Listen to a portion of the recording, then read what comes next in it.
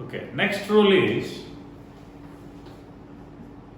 when we have functions of this type, f of x plus g of x, either f of x minus g of x, f of x into g of x, or f of x divided by g of x. This just now we discussed, again we will see that also.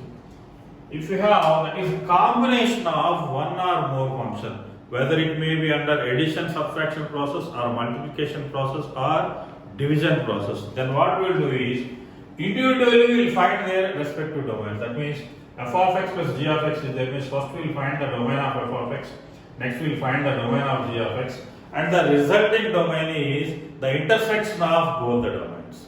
Okay, so here I will write let d of f equals to domain of f of x, first suppose, and d of g equals to domain of g of x. So in all the cases the result is equals to d of f intersection d of g. That means we will find the domain of f of x and we will find the domain of g of x and we will take the intersection of those two. So whatever result will come, that will be the domain of the entire question. So here the point to be noted is whenever we are dealing with this one, so the actual meaning is we are not performing any division operation and then finding the domain. The internally how it will be splitted, see, we need to imagine this one like this. This is a product thing now. Now we need to concentrate on f of x and we need to concentrate on 1 by g of x. These two are two different things. We know we can apply whatever rules for this one and we can apply whatever rules for this one. Like that we need to feel. If you have one function divided by other function, means it is nothing but one function into 1 by the other function. First question related to that point, square root of x minus 4 plus square root of 6 minus x. So we need to find the domain of this function, square root of, the question is find the domain of square root of x minus 4 plus square root of x minus 6. So this is one function and this is one function. When we are dealing with so many functions, then it is better always, so keep a line over here. So this side for first function and this side for second function. If you have one more, means you will keep one more line. Now we will handle this one. Square root function. The square root function property is x minus 4 should be greater than or equals to 0. That means x is greater than or equals to 4. X is greater than or equals to 4 means we will get 4 to infinity. This one.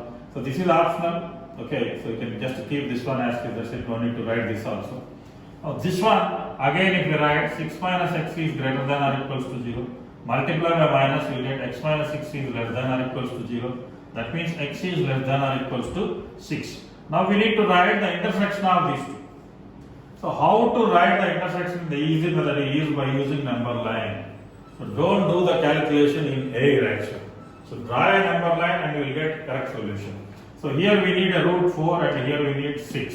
So those two will mark here, 4, 6. Now x is greater than or equals to 4. Greater than or equals to 4 means we need to include means we will keep a closed circle. So up to infinity it is going. Next is x is less than or equals to 6. Here also included. So I will keep a bubble here. This one. So this is minus infinity. Now for these two lines we need to check what is the common portion for these two lines. So clearly we are getting a common portion over here. So that is in between 4 and 6 because dark circles are there. That indicates that we need to include. So that means x belongs to the result is what? 4 to 6. Or the same can be written as 4 is less than or equals to x is less than or equals to 6. So the value of x lies in between 4 and 6. Yes. Next question. Find the domain of square root of little modification I will do x minus 6 plus root of 4 minus x.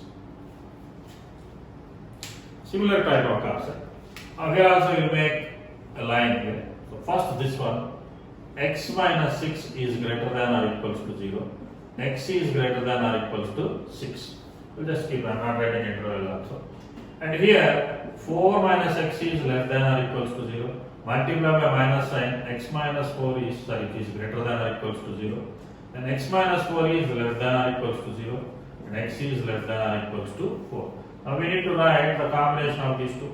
We take a number line. Again here we have 4 and here 6. This is up to infinity and here from minus infinity. So the first case is x is greater than or equals to 6 means here we will keep a closed bubble and we will go up to here. And x is less than or equals to 4, here we will keep a closed bubble and we will go in this direction.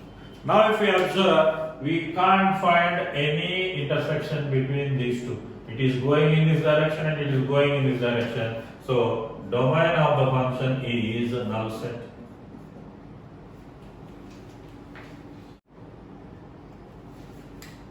Next question. Square root of x minus 4 divided by square root of 6 minus x. So here also we need the domain of the function. Square root of x minus 4 by 6 minus x. So we treat that this is one function and 1 divided by another function. So we need to draw a line here. So x minus 4 is greater than or equals to 0. That is x is greater than or equals to 4. 6 minus x also greater than 0 but not equals to 0 because it is there in the denominator.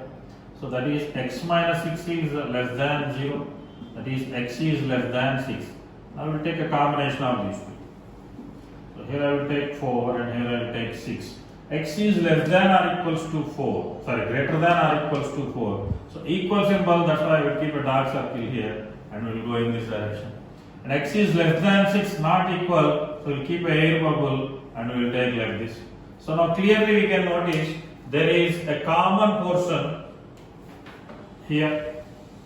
So the common portion now we can write x belongs to from where to where 4 is included but 6 is excluded.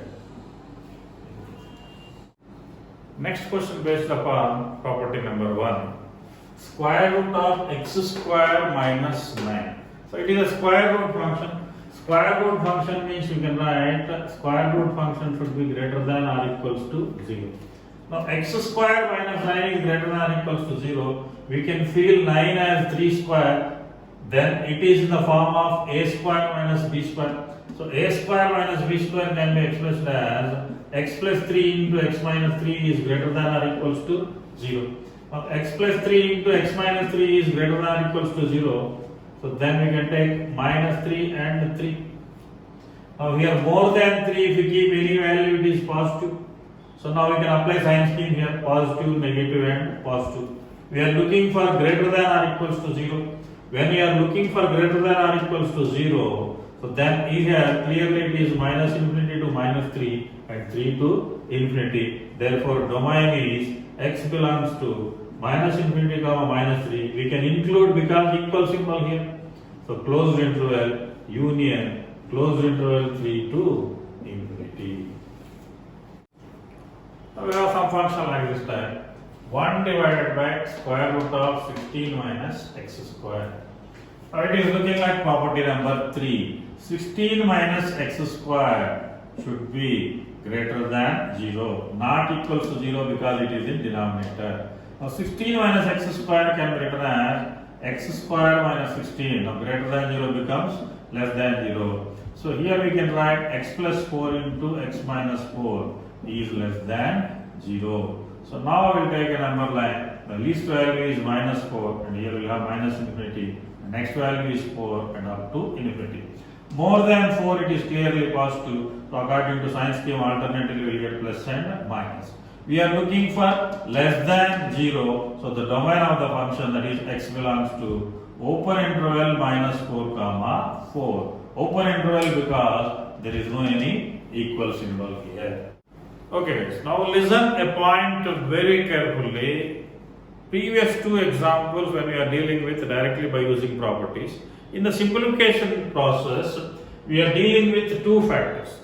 When we are dealing with two factors, I will give a method. Every time instead of drawing this line, directly by using this method we can solve. When we have two factors like this type of suppose, x minus alpha into x minus beta is greater than 0 or greater than or equals to 0. Any combination is there. Okay.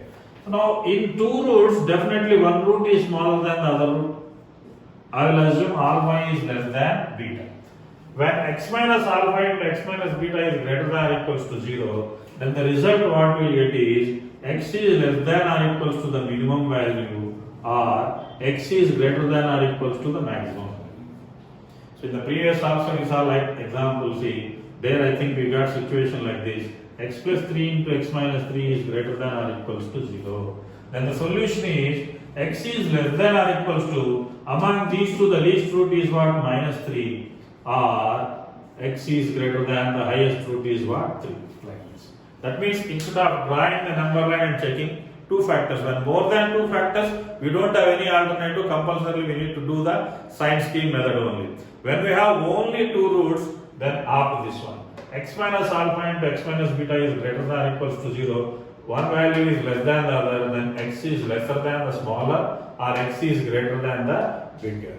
So the same logic if you have for this one, x minus alpha into x minus beta is less than 0 if you have so x minus alpha into x minus beta is less than 0 means then x lies in between the minimum and maximum. So in this case the minimum is alpha and maximum is beta, so x lies in between alpha and beta. So no need to draw the number line. Very useful technique if you remember. Here previous question if you observe, see here, we got x plus 4 into x minus 4. By doing the number line scheme, what we got the result? X lies in between minus 4 and 4. That only we are discussing.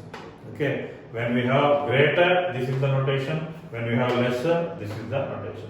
Better keep this notation in mind.